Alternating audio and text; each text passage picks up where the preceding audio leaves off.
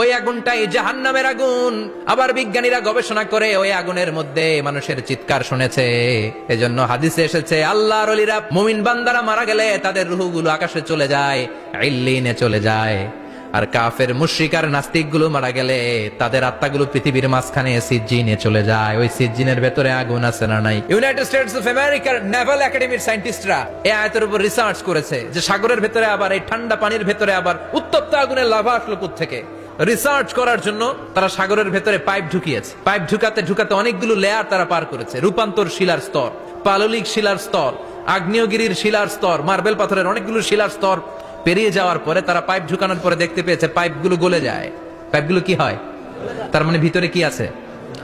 তার মানে ভিতরে এমন আগুন আল্লাহ রেখেছে, ওই আগুনের তুলনায় পৃথিবীর আগুনের মতো নয়। ওই আগুনটাই জাহান্নামের আগুন। আবার বিজ্ঞানীরা গবেষণা করে ওই আগুনের মধ্যে মানুষের চিৎকার শুনেছে।